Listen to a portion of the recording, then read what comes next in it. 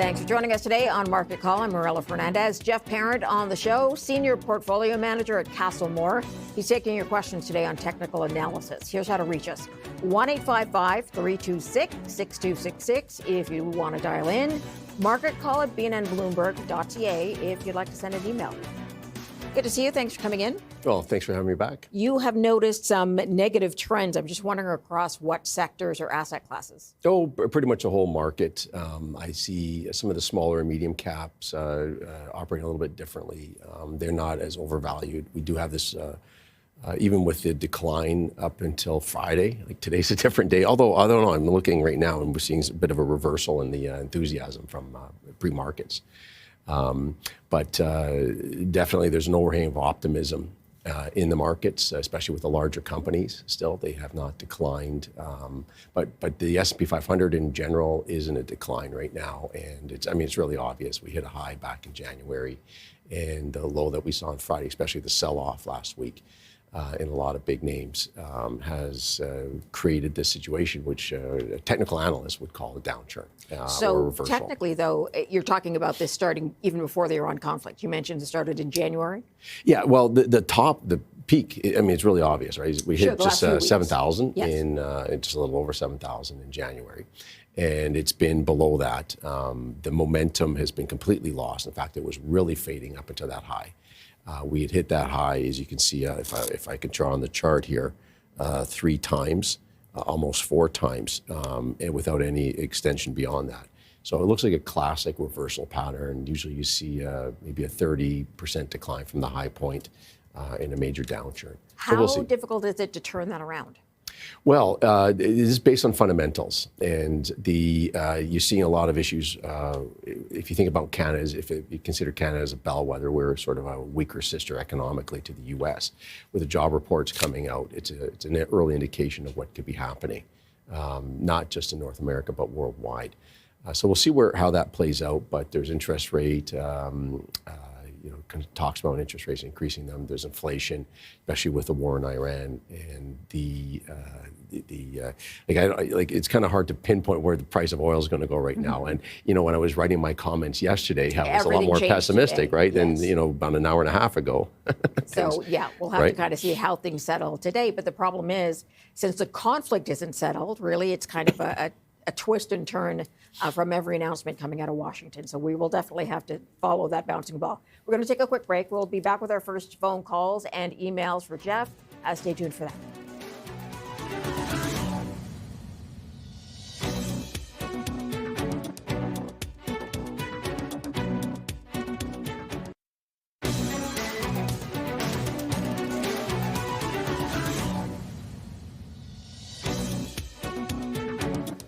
Welcome back. We're going to start with an email from Barbara. She says she would like to hear if Jeff has a recommendation on PET, which is PET value. At the current price, is it considered a buy? And if so, are you concerned with the debt level? So we'll have a look at PET value. I'm not sure if it moved today, obviously, with everything else on the move as well. Up a little bit, yeah. Okay.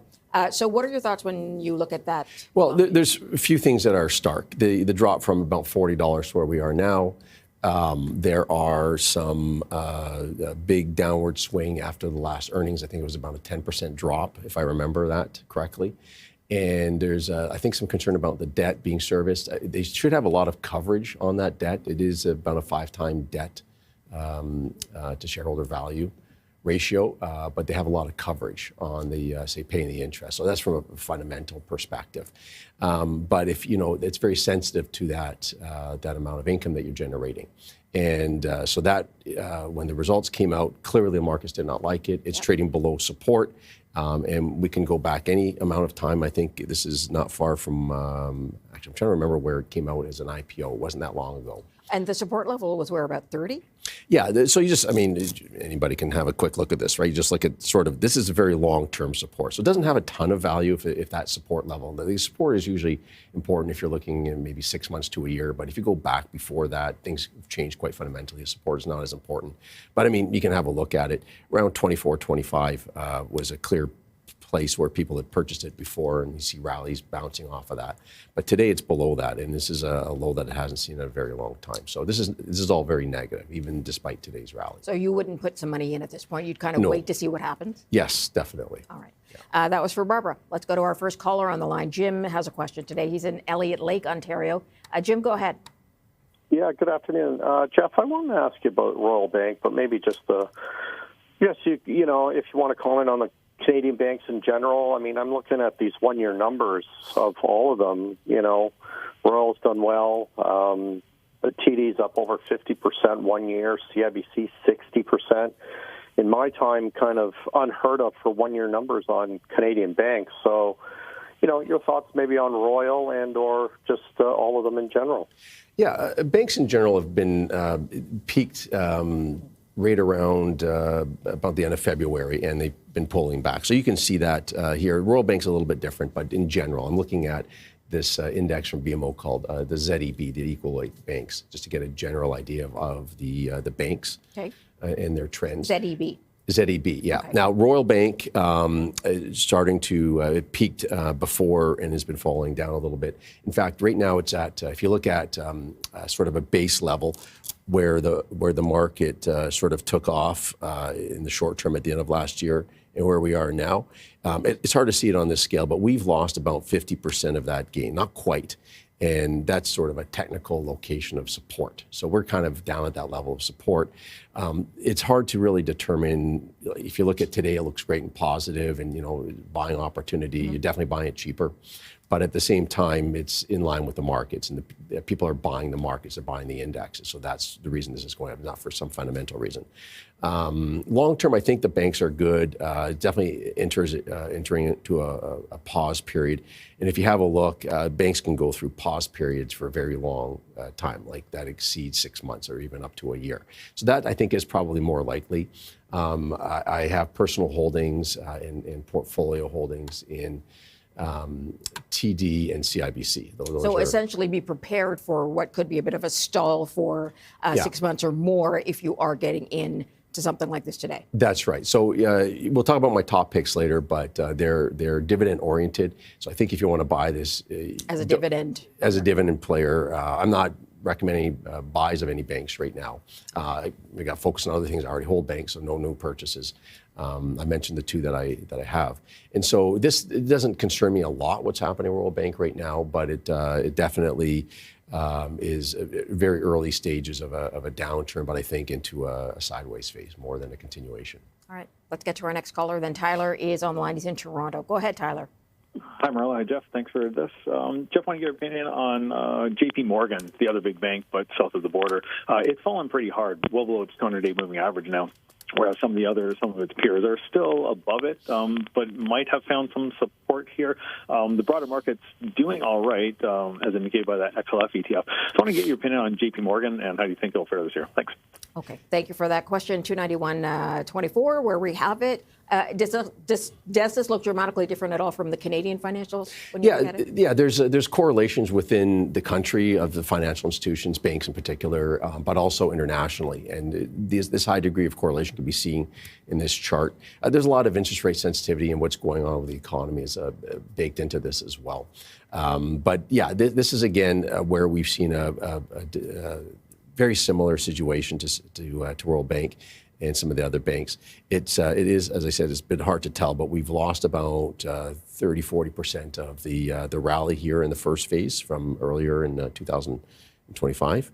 But I think right now there seems to be some support. I don't see a ton of buying volume, so that would indicate it's fallen back to some sort of a fundamental level.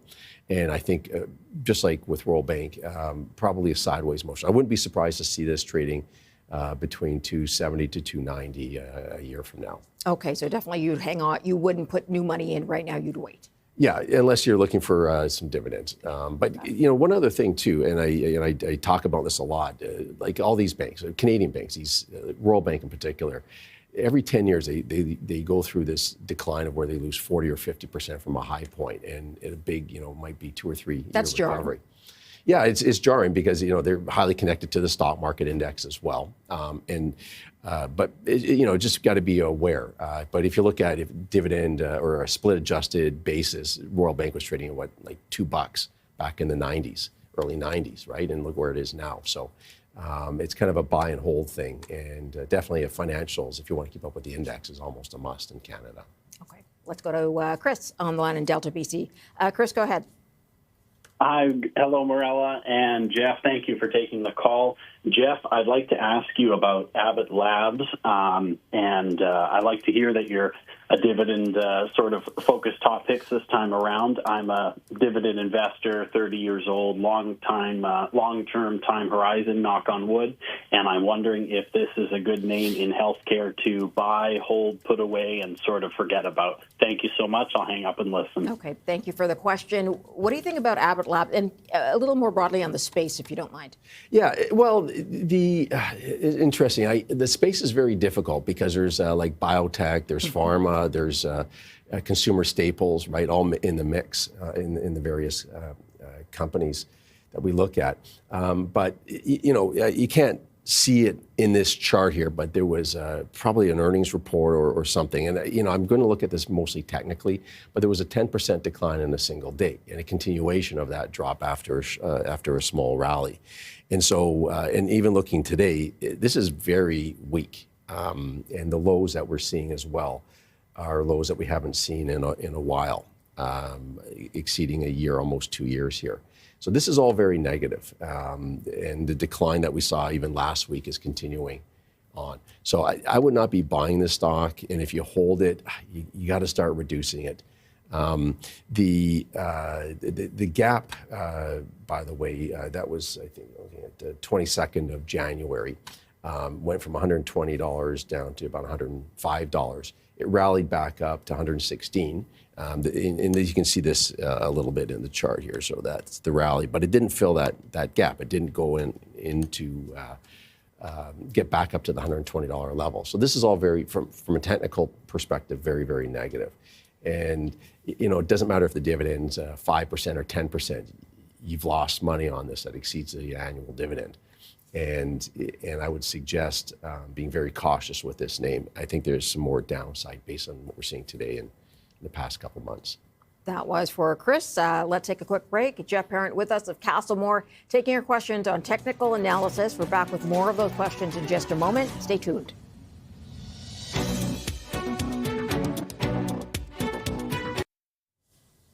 Welcome back, and thanks for joining us on Market Call. Let's go straight to Jeff on the line in Winnipeg with a question today. Jeff, go ahead. Hi there. Thanks for taking my call. Yeah, I'd appreciate the guest's thoughts on Celestica. I follow it on New York, and I was just wondering if there's a point. It seems to have some resistance at that the 50-day now. I'm just wondering a point where and if he would ever short that stock, and if he did, what would that level be? Thank you. Thanks for that question. Would you short the stock? No. This stock, and I can tell you from just looking at sort of the annualized rate of return over the past 3 or 4 years, it's just been tremendous, like 100% per year gains on average over the past 3 or 4 years here. It's a tremendous turnaround. And I remember when this stock went IPO, my brother worked there for a little while. And it went through a big rough patch, but it looks like it's a really great stock right now. It has had a pullback, and you can see it's doing better than average today. So it actually looks like a bit of a buying opportunity. Now, keeping that in mind, if you do want to short it, maybe for a short term, because this is a volatile market, and this stock has dropped from, say, $200 down to like $100, and that would have been last year. So, lots of volatility. There's a lot of support or some buying support sort of short term right around that $340 level. So if it breaks 340, then you might want to consider taking a small short position and building on that, becoming more short if it continues to drop. But because it's strong and it's got a nice consolidation period right now, it looks like a great buying opportunity. That was for Jeff. Let's go to Bernie. Bernie's in Toronto with a question. Go ahead, Bernie. Good afternoon, Jeff. I have a question on TELUS. I have some holdings in it, and I was just wondering, should I hold it for the dividend, or take the tax loss and get into something else? Thank you. I will listen. Thank you for the question. A lot of questions about TELUS because of that dividend change for the company. What would you do when you're looking at the chart here? That's 3 years. Well, no, it's not good. It's here's one. It's sort of the opposite of Celestica, where this has been losing about well, not to the same degree, but losing about 14% per year since 2022. And it did have a bounce over here. This is December at $17, but it's where we are now, and considering the relative strength to the markets today, people are not buying this. The interesting thing about dividends is they go up because it's the current dividend on the current price, right? Sometimes you can look at the future dividend rate, unless they've made an announcement about decreasing it. This price drop is going to make the dividend look really, really great. And that's a trap that a lot of people get into. And then the announcement comes afterwards. I mean, there's all sorts of stories. TransCanada Pipeline went through this a long time ago, and they lost a tremendous amount. So if you were holding it, his question is, would you sell it then at a loss and use that for sort of a tax loss there? Yeah, you can do that. There's other better dividend-paying stocks. We'll be talking about a couple of them that are probably in a better financial situation. I don't know the whole fundamental story on this, but strictly from a chart, it's in a downward trend. It's been a downward trend for a long time. Why would you buy a stock that's in a downward trend? Even though it looks like it's sort of basing out. Now, when it goes above, say, $21, then you can say the trend is reversed, but you need that confirmation. Otherwise, it's just you're adding to risk. So $21 is where you would watch that mark. Yes. So if it exceeds that, then you can say that we've seen a reversal period. So reversal is, so there's a downward trend, possibly a reversal, right, at this stage, but it's got to prove itself. And confirmation is so important, and it's very hard discipline. Okay, let's go to our next caller, Elliot in Hamilton, Ontario. Elliot, go ahead. Good afternoon. First Service Corporation has the occasional soft quarter and pulls back 10%. However, on this occasion, it's gone all the way from 270 down to 180. I'm in at 220. I'm worried. Has it broken the 50, the 200? Is this basically a broken stock? What would you do with FSV? Thank you. Okay, thank you for that question. That's also the 3-year chart for First Service. What do you see? TELUS, some version of TELUS, right? Breaking new lows. Now it's bumping up today, so that's a good sign. But keep in mind the stock was, above $200. I'm looking at the Canadian dollar. Sorry, I'm looking at the U.S. dollar version here. So let me just look at the Canadian dollar so we get this. It's the same chart, but the price differences. So it's about $280. Very strong resistance at the 272. Really no support on the downside, and we saw a major drop. There was a lot of consolidation right around that $215 level. So this is right around here. I know that was sort of start of 2026, I guess? Yeah, well, the consolidation started. There was this big decline that started, and this is a very big decline from about $260 down to $215. And then it kind of went sideways, and that was October last year until this recent period where we see this continuation on the downward side. So you see, this is very similar. This is why you got to wait for a confirmation. The stock has to go up, and if it doesn't, and it breaks below the support, and there was pretty strong support right around that $209 level. So once it breaks there, you get a lot of people that are losing money, right? Especially more recent purchasers or people that were paying nearly $300 a share for this. They have a limited, they put an expiry date on these shares, and then they'll go out and sell them. So it looks like they're just starting to sell. Usually you see a big tick up in value or volume when the sell-off starts, and I don't even see that yet. So there's still a lot of people holding on. The sellers right now are fairly moderate in quantity, and that bodes very poorly for the future price of this stock. And on the downside, it's really hard to say where it can go. But 209 is where you'd watch for a break point and then sell if it goes under 209. Well, yeah, no, it has gone through 209, right? That's that, and as soon as it did, the selling really picked up, and it looks like, based on the technicals, that it can continue. Okay, let's take a quick break. We will get to past picks from Jeff when we come back. Stay tuned for that.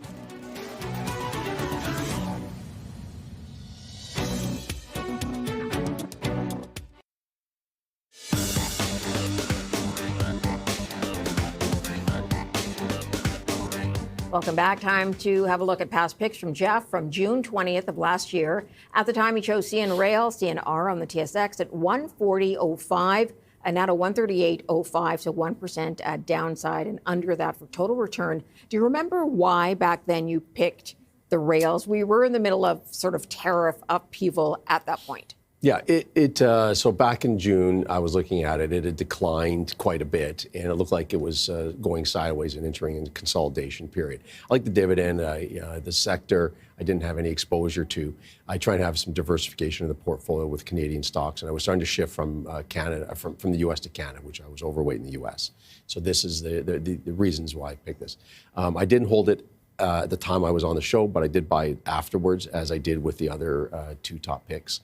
And I still hold this, and I will continue to hold it. I was going to say you will hold it. Why do you want to hold on to it? Again, for the sector exposure, I think there's some decent upside. In fact, there was, and then it kind of fell apart. But I think that's temporary. I think we're going to see 150 again on this, probably summertime, say. At 138.33 today. Okay, let's get to your next past pick then, which is Campbell's CPB on the NASDAQ, pretty well-known name brand for food. 31.84 U.S. at the time to 21.04 today. So return drop of 34% and 30% downside. There a lot. Would you put this into sort of staples category? Where are you putting?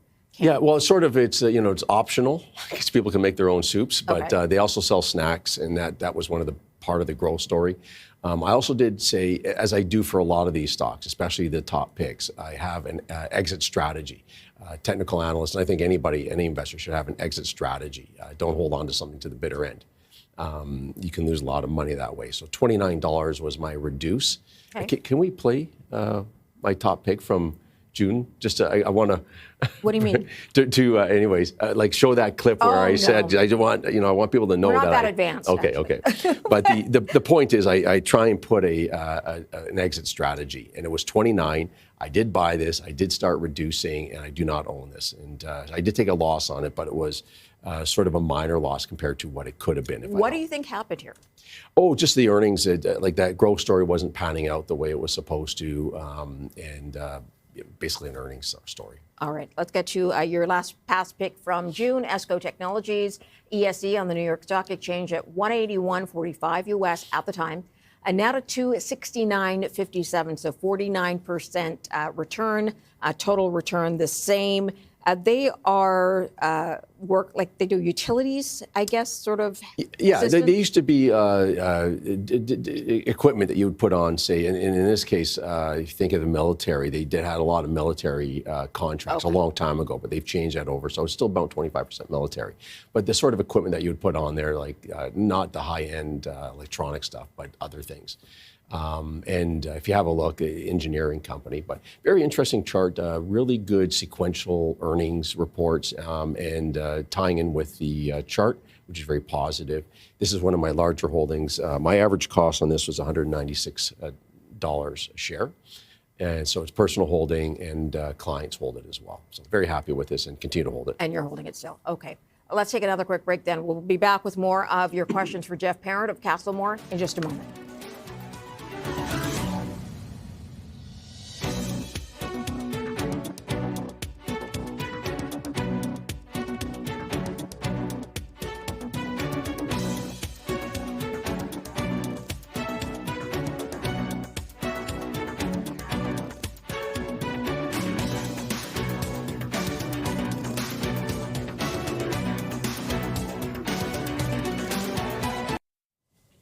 Welcome back. We are going to Dan on the line. He's in Sarnia, Ontario, with his question today. Go ahead, Dan. Oh, good afternoon to both of you. Jeff, I'm interested in a stock called Tourmaline, ticker TOU. I wonder if you could tell me what might be a good entry point, and also what you see in the charts for the short term. And by short term, I mean a year or less. Thank you very much for your help. Thank you for the question. Tourmaline, of course, had the benefit of a run-up with everything going on in Iran, and coming off today, of course, with the news that things are on hold for a little bit, for the time being right now. Until about maybe noon or right. So what do you 3 do p.m., with these energy stocks at this point? Yeah, it's a really, really tricky question. I don't have any direct plays in energy for my portfolios. And when you look at Tourmaline, by the way, I'm not going to make any predictions. What I'm trying to do is identify trends in the chart to create a trading plan. So there always has to be, yes, we can buy now, but this is, and we can have a target, but this is an exit price, and you have to apply that discipline. So it's, trying to guess what the price would be in a year is very, very difficult because you might want to wait for that price until you decide to sell it after losing half your money, right? But Tourmaline is a really interesting stock because it's been going about $62, $64 in that range since 2022. So we're about 4 years into this huge movement. Now, there's been some high prices, like it's $71 and low end 54, so maybe some trading going on, but it really has not done nothing. This trend has been very solidly sideways. More recently, because of Iran, it's gone up, and it's broken out into sort of a very quick rally from $66 to $60 or $70, but then you can see it's pulled back now. So it's going to be very, very sensitive to what's going on in the Middle East, as most oil and gas stocks are. Would you step in where it is today? No, I wouldn't, because I think it's going to be still in that consolidation range. It pays about a 3% dividend on the current price. So if you're holding on to it, you can wait. But a new trend doesn't happen until it's solidly above $70, like $71, $72. And it hasn't seen that price for a very, very long time. So it's got more potential to go down, especially if the issues resolve themselves, whatever you call them, right, out there in the Middle East. That could be a long-term thing, too. But it looks more positive, and I think the world wants to be more positive. I think the current government in the U.S. wants it to be resolved more quickly. So that we'll see oil back down at $60. Yeah, there's some sentiment there to try and make it work. Yeah, that's right. Let's get to Bruce. And Bruce is on the line in Simcoe, Ontario. Bruce, go ahead. Thank you. My question's on Snowflake. It seems to be trading at a lot lower price than predictions, and I was wondering who are the competitors? Great question. So they do database sort of building. And is this a company that gets threatened by AI taking its business, or what they do so specialized that they can fend off those concerns? Well, I don't mind talking about Snowflake, but strictly from a technical perspective, because I know very little about the company. Okay. I've heard of it, but I've never done any deep dive into it. Okay. But it looks like, it's really hard to analyze. It looks like it could be at a bit of a taking off point here. We see lows back in 2024. So this low rate here, kind of an upward trend. Definitely some negative news, which is not uncommon in a lot of these. I'm going to call this a sort of a tier 2 tech stock. It's not at the consumer level or like an NVIDIA type of stock. I got to be careful what I'm saying here, because I'm going to say something that it could be very wrong. So, but it's just not one of these stocks you hear about every day, like a Broadcom or something like that. So it's had a pullback. It seems to be stabilizing. The volume looks sort of supportive, as in there's a lot of buying going on at this level. So I think, if you're going to buy this or you continue to hold it, that's good. You want to, if it drops below the consolidation at $155, then you want to definitely reduce or get out of it. But I think it's got the potential in the short term to get back up to that $210 range. So this is all very short term, 6 month or less type. 173, where we are today. Okay, let's move on to Margaret then. Margaret is online. She's in Sarnia, Ontario. Margaret, go ahead. Hi, Morella. Thank you for the call and great questions today, as always. Mr. Parent, I have 2 or 3 stocks I'd like to step into on a pullback, but I do pay quite a bit of attention to the VIX, and it seems it'll go up to 26, 27, and it's sort of ho-hum, and then it's back down to 22, 23. How much attention do you pay to the VIX when you do a technical analysis of a stock? Thanks so much for taking my call. Yeah. Great question. Yeah, interesting question. Well, What do you think? I'm glad she called in because there's a floor to the VIX, right? And VIX is there's a calculation for basically volatility. The higher it is, the more volatile people expect the stocks to be, and it's a feed into something we call, or the way I look at it, is the fear and greed index. And so when the markets drop, you want to look for coincidental indicators to sort of solidify that idea that the markets are basically selling off, right? And maybe some buying opportunities, or you should, sell. And every time there's a market bottom, the VIX is going to be spiking, right? So it coincides with it. It's not a leading indicator. But right now, the fear index is very high, so meaning a lot of people are buying puts sort of as insurance on the downside. And yeah, you can see how it's gone, excuse me, up like this, but that's the sort bomb of end of February, beginning of March, which, as you say, coincides with the conflict in Iran. I'll let you take a glass of water.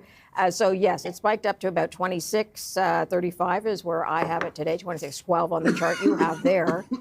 You know what? Let's take a quick break. We're going to let Jeff get his voice back, and we'll take more calls in just a moment. Stay tuned.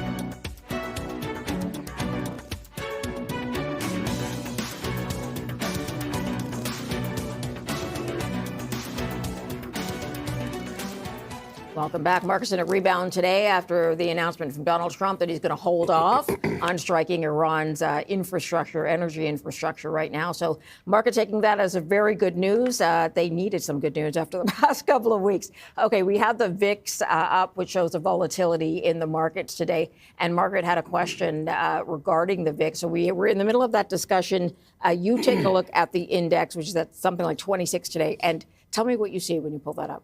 Well, it perfectly coincides with the drop, and I wouldn't expect this to be maintained there unless we have a continuation. And this is probably what more concerns me. So we're going to see a pullback today in this, and I think worst case scenario, you're going to know. You don't have to look at the VIX. You can see the market is dropping 1 or 2%. This thing is going to be going up probably above 30 as more and more people pile into, say, put options and shorting and so on.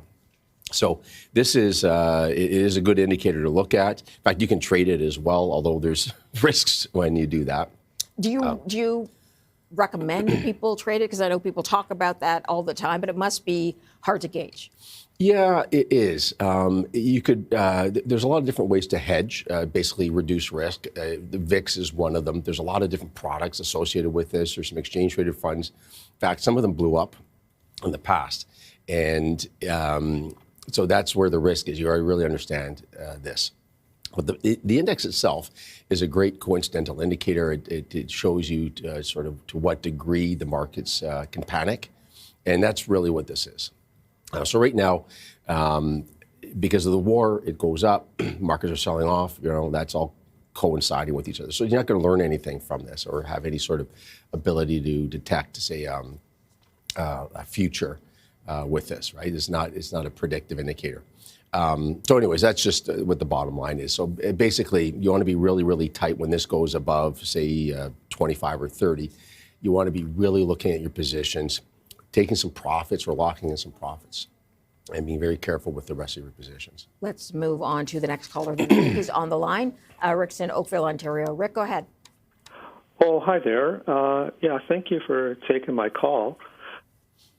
Yeah, Jeff, I was hoping you can comment on Akita Drilling. The stock seems like it's rallied quite a bit, and I was wondering if there'd be further upside. Yeah, thank you very much. Okay, let's have a look at the line. It's up 135% over 3 years. They obviously do drilling. Do you know this company very well? No, I've heard of them before. You have? Okay. Yeah, it's a bigger company. It's like if you market cap, it's well, not exactly a big company actually. It's just over $100 million, but I have heard of it, and it is an interesting company because it was trading for the longest time right around the $2 level. So very much like Tourmaline, it was going sideways for a very long time. And it entered into this very tight consolidation up until a breakout that we saw just in February, where it went from its current $2 to where it is right now, $3.50. So most of the gains in this stock have come basically in a couple of days. And they came out with earnings not too long ago, I think last week actually, and further, supporting what you're seeing here. So this is an interesting stock. That breakout. And in case, we were talking about this a few weeks ago or earlier on in March, I would have said buy this if it breaks out at $2.40, which is this level here. And it clearly broke out recently, and that gives you a buying opportunity. So this is very short-term pop, and we could see some continuation of this after a small break, which is what we're in right now. So if it is at $3.50 and holds, if it does drop back down, where would you consider selling it? Yeah, I think it'd be very, very normal to see it break down to maybe $2.90. That would not indicate a breakdown in this new pop that we have. But if it goes below that, then it's a problem. There was some news, I don't think this was earnings, but some news it was up 20%. So, you can look into that. People can look into that. But that news is what got it to where we are now. Specific story. Yeah. Let's move on then to Frank is on the line. He's in Toronto. Frank, go ahead. Hi, Marilla. Hi, Jeff. My question is regarding Rogers Communications. I had a position last year. Apparently, they're going to be buying the remainder interest in the MLSE. My question to Jeff is, they plan on spinning those assets off, the sports entity valued anywhere between 18 to 20 billion. How is this going to affect the parent company, Rogers? And what do you think of Rogers as general whole? Bye. A lot of the telecommunications companies trying to do different things, right, to generate some revenue. What do you think of Rogers' plan? When you look at the chart, it's kind of hard to gauge based on what their new plan is. Yeah. Well, a lot of these companies have very high debt, and that was always the situation with telecommunications. And if you think about the changing of the businesses, nobody has landlines anymore. People are changing the way they're watching TV and so on. It goes to the heart of this. So the management's got to reinvent themselves. And they seem to be doing that. The big sell-off, we had some very strong support right around the $49, $50 level here. And then the breakdown was quite significant. It went down to $34, which is a big drop for a company of this size. But we've had a full recovery now. This is very positive, pause. And, based on what I'm seeing in the charts here,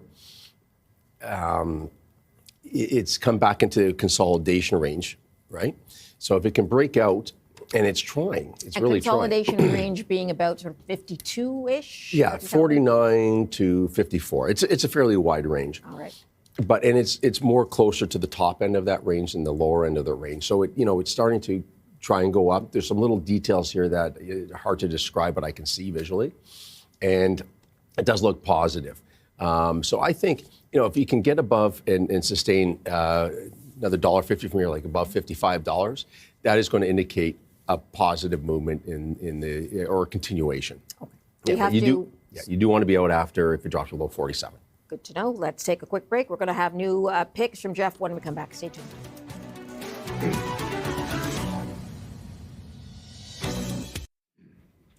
Join us tomorrow for Market Call with Martin Cobb on the show, Senior Vice President Equities at Lawrence Steinberg Wealth Management. He'll take your questions on global and North American equities. Let's get to new top picks from Jeff. We're going to start with Great West Lifeco, GWO, on the TSX.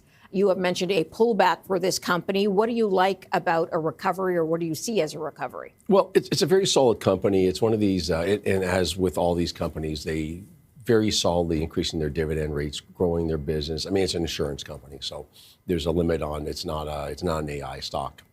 But at the same time, I think this is an opportunity here. There are pauses in the price trends here. I think that's what we're in right now. And I own this, not personally, but for one of my funds and or mandates. And I think this is a good buying opportunity right here. And it's got about a little over a 4% dividend. I was just going to ask you about the dividend. So you could hold it for the dividend alone. Yeah, I don't think interest rates are going to go up super high. These things are all interest rate sensitive, which would impact any sort of price increase. Probably more likely to come down. But as I said, I'm looking for stability right now with the way the markets are going.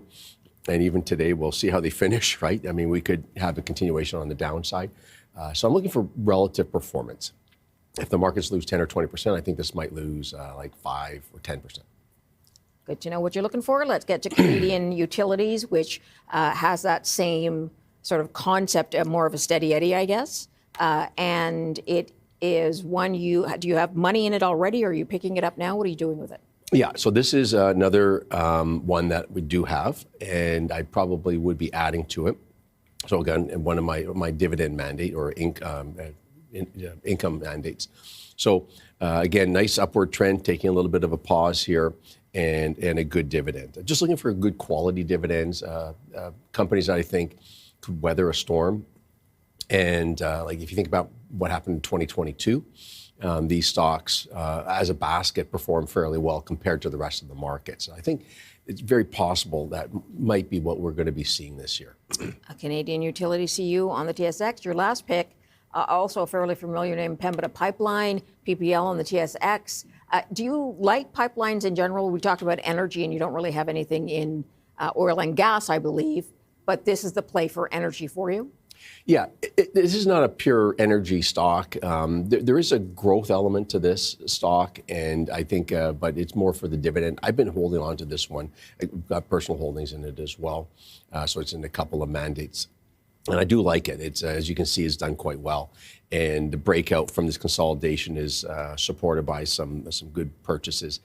The dividend's about 4.6%. And, if you look at GIC rates, 3.5% or so, this is good, and from a tax perspective as well. So there's a lot of different elements. The quality of the dividend is very important. The fact that this has some growth as well, and it's some diversification within that dividend sector. Common shares, this is not preferred shares. So right now, because of the volatility, if you were to give viewers one piece of advice, what would it be? Just know that the markets can go down and be prepared to sell. Don't be stuck. Sell discipline is the hardest part. Buying stocks is easy. Good advice. I think people need to hear that. Let's leave it there. Jeff, thanks for coming in. Good to see you. Thank you very much. And thank you for joining us today on Market Call. We'll give you a look at the markets because they're rebounding. It's nice to see them in the green as we take that break. We'll see you again tomorrow.